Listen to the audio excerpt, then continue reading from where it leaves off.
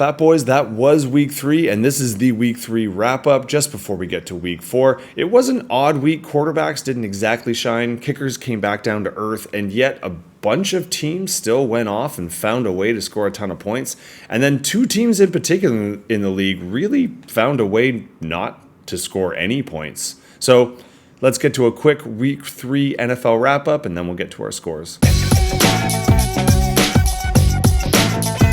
Just the fact that I'm even using the old man Patterson with the finger on the button reference does suggest I myself am old, because I remember when The Simpsons were one of the best shows on TV and super funny and relevant, and I've been told that's probably not the case anymore.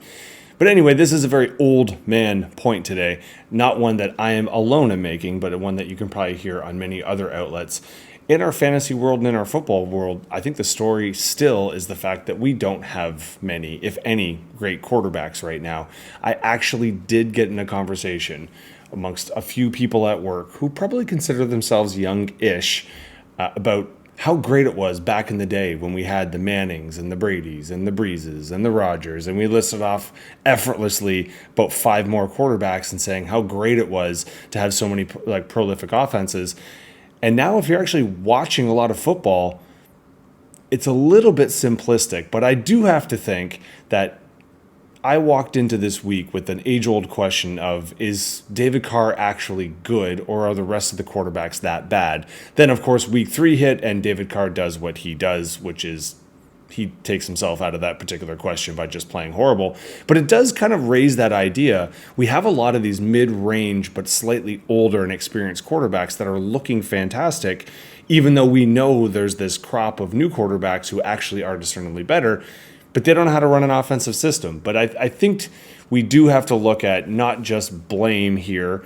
It used to be, again, you're going to hear that a couple more times, my oldness coming out, but you used to have to wait a couple years as a backup quarterback to learn a system, and then eventually you inherited the program. Now we're throwing in first and second year rookies and just being shocked when they're not doing well because they're on garbage teams. You got to remember, the NFL is just that American version of socialism where you can only have a socialist structure and system if you balance it with uber capitalism, and that indeed is the NFL. Unlike football or soccer or whatever one offends you least, they can buy their players at a young age, they can keep them and trade them as they like, and essentially kind of own them without having to draft them. But we know in the football, not the case. The worst teams get the best players, often don't have a line to back them up. So like Chicago, instead of investing in their line, they invested in receivers because they want an immediate, quick, fancy, and fun offense, even though they actually can't block for either their quarterback or their running back right now. And they're not alone in this. I think if you're watching any of these young quarterbacks,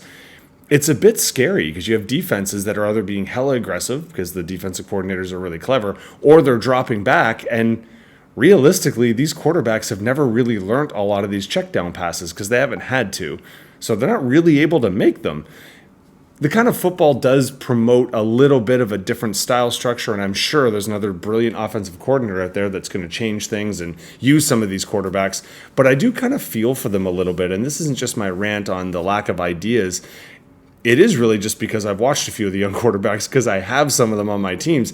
Jaden Daniels is probably the perfect example of this. I mean, 2 of his first 3 games, he was able to actually have his team never have to punt, nor did they turn the ball over, and that's good. In fact, the Cincinnati, Cleveland did nothing good. Cincinnati and Washington game, both teams kind of had that. Again, that's really good. But if you looked at some of the things he had to do to extend some of those drives, involved using his feet a lot, again, can be good.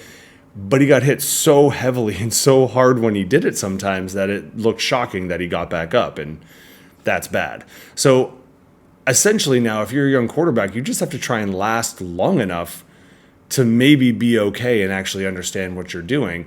And then you get compared to some of these other old time. Bryce Young getting pulled and then Andy Dalton going in is probably just the easiest example that we all saw.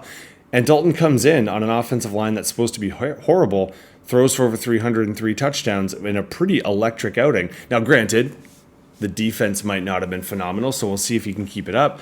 But someone like Sam Darnold that was considered a wash is actually looking great in Minnesota, and this is only a little after Baker Mayfield kind of had his resurgence after him seemingly flaming out. And if we think that, this is just a flash in the pan and Sam Darnold is just maybe having a couple good weeks, that's possible. He's also not the aged veteran you think of. He's only 27 years old. He's actually the same age as Joe Burrow. I think he's actually a couple months younger. So it's likely that he could be what he is right now until he turns into Kirk Cousins. Speaking of which, Kirk Cousins wasn't great when he first started, and he kind of slowly learned the system. And now he's barely able to stand up in Atlanta, and he still looks like a super functional quarterback. It's except for when he has to move and stuff. So what we end up getting on the fantasy end of things is extremely erratic scores, especially on the receiver end. For tight ends, Dallas Goedert comes out and has a week, and he's already the tight end one on the year after one good week. Juwan Jennings comes out and has a monster week. And then even in actual NFL standings and statistics, he's third in receiving yards. But depending on your scoring system, he's a second or third best wide receiver, with, in some cases, a rookie being number one and a rookie quarterback being number two, because all you need is one or two, well, 2 good weeks out of 3. Obviously, that would be nice. But in some cases, just one good week, and you're fine. I think right now, and you're going to hear it later when we go into the leagues, if you actually have a tight end who's scoring any points, well, you don't, because none of them are doing it in any kind of a consistent rate. So what does this end up being? Again, I think we're looking old school here, or I'm feeling very old school fantasy. And this is old school fantasy, not old school streaking through the quad and into the gymnasium. Running backs seem to be the only kind of source of stability that most of these good teams actually have.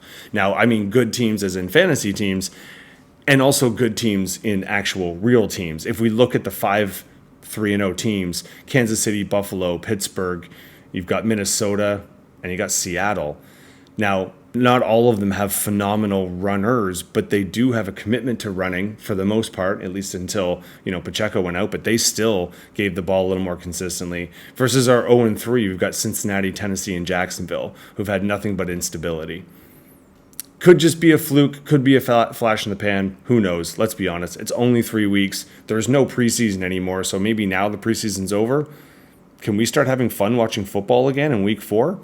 Speaking of week 4, we are going to jump, before we talk about that, onto what happened in all of our leagues in week 3. I will just mention, I think we got one more week before the buys start. I think week 5 is when the buys actually get kicked off. So just bear that in mind as you're making your lineup. But let's not get ahead of ourselves. Let's cut to our leagues and how we fared in fantasy.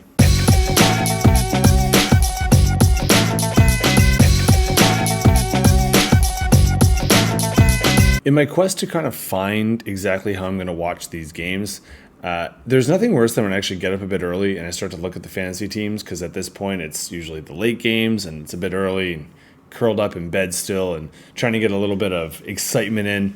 And then I look and the guy that I'm playing in the league is already just tub thumping me to the extent that I don't even think I have a shot at it. And remember, this was before Monday and before Josh Allen went off for his QB1 performance. So if you take a look, not a whole lot went wrong for Kevin on this one.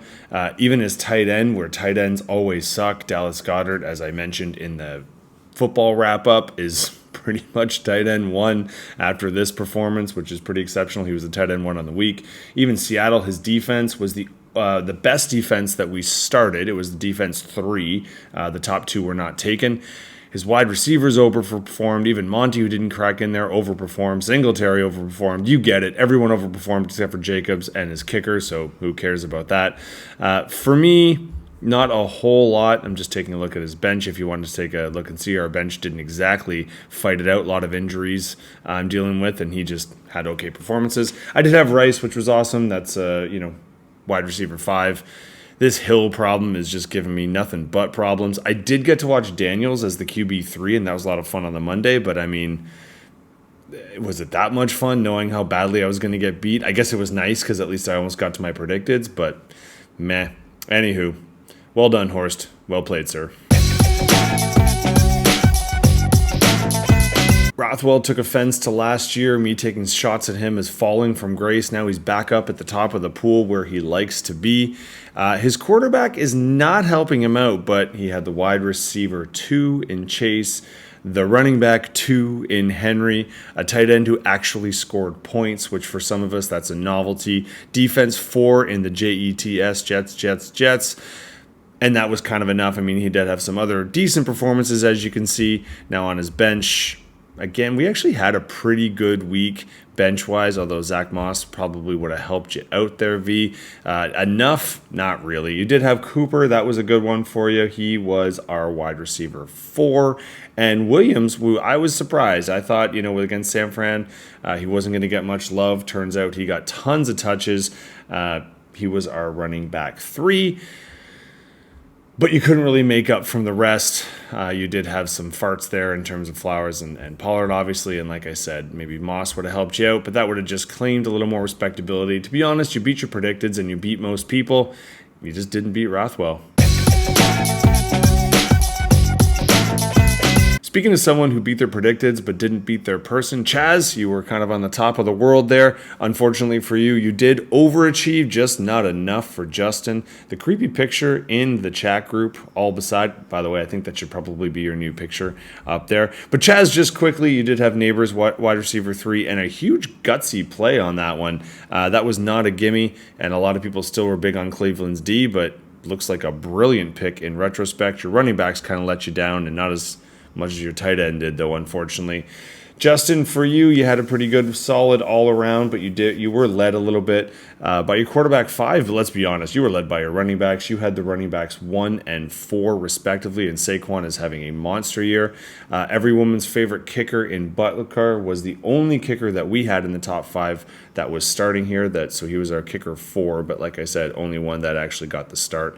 That was enough to add in some decent performances and a few catches here or there. Taking a look at the bench, you did have a good quarterback option, but you didn't need it, and honestly, Lamar's slightly better. And you could have gone with your boy here, Chaz. That would have been nice for you, but it wouldn't have won. It just would have been more of a sake of pride. So you're still doing quite well, Chaz, obviously. Top 2. Justin, that was a great push for you because you're going to have some points to make up in our tiebreaker, but being 2-1, top 4, not a bad start, gentlemen. Keep the party going for people who overachieved slightly but didn't win. Now, B, you tried the voodoo of starting Jake against Jake, and actually you won the battle of the tight ends, but both of these were in our top 5. Jake's tight end was in the top 5, but Jake the tight end was number 3. So there you go. You also did have some steady performances from wide receivers. You got to love that Olave finally woke up. But Dallas's defense, hey, we're not last year's defense who were getting you a ton of points at this point. Although it's not exactly like that's why Jake won. To be honest, his tight end did help. His running backs, though, even though you're not in the top 5, anytime you can put up 20 plus and then had everybody over 10 or almost over 15 in a week like this, that's going to be more than enough to take it. So even though you were just over predicted yourself, it was more than enough. You won by 8 points. This was one of our more narrow margins. Jake, that means you're top 3 and 2-1. B, unfortunately, you're near the bottom of the pool. You're going to need to bounce back, but as we see from the standings, it's not like you have to bounce that far, and we're pretty early in it, so I wouldn't sweat too much. But Jake, congrats on the win. And Jake the player, Jake the fantasy player, not Jake the tight end. You get it. In Ben's frozen tundra of Lamborough, you tripped getting out of the parking lot, but you somehow still won the race. I'm not sure how that works.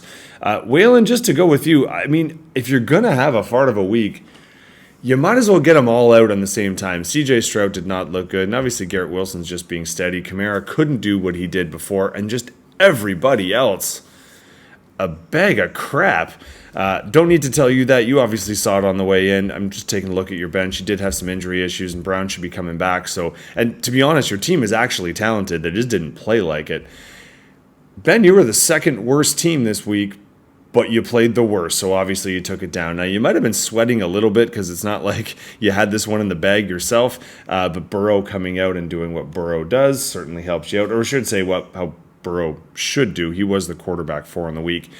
Everybody else, meh. But if you look at your bench, man, did you steal one out of the fire? Because, I mean, I'm Team Viagra? Because you got no Chubb, nothing in the basement here, but you still did what you had to. I don't know if I even like that one. I'm going to keep it in, but think about it. There's something to play with here. Either way, your entire bench is hurt, and I don't know if all of them are going to be unhurt anytime soon. So I'm not sure if you're just dancing with who brung you here or trying to figure it out and try and muscle out a few more wins.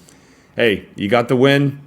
You're now out of the bottom of that particular pool. I mean, you're still in the bottom of our basement, but you got one in the right column. who knows? Maybe you don't actually need healthy players to win. Man, I love our league. It's always tight. It's always weird. But check this out. Quite honestly, 5 at 2-1, 5 at 1-2, all coming down to plus minus. And no, or not plus minus, just points for. And no one's really taken off. Every week it's going to be jumping back and forth unless someone goes on a run. So, gotta love it. Always kind of an entertaining point. Let's take a look at our week matchups for next week. Let me guess, they're all going to be really close because half of our teams are really, really hurt and the other half just aren't predicted for that high. Oh, wait, there we go. So 4 points, 5 points, 2 points, 4 points, 1 point or less than. So, yeah, I'd say it's going to be another one of those weeks. If you can predict now who are going to be the Jennings or the Goddards and you can kind of add them to your lineup, good for you. If not, looks like we might be muscling them out. So, best of luck, I guess, on that one, everyone. As we now look on to week 4, the Dallas Giants game is just up ahead, depending on when you watch this thing. And then we are up for a pretty standard, but hopefully exciting week. Another double Monday nights, not really sure why. And bye weeks don't start till next week, so enjoy week 4 while you can, because a bunch of us have injuries and we really can't afford bye weeks quite yet. So should be an active waiver wire, but beforehand should be an active week. So best of luck, everybody.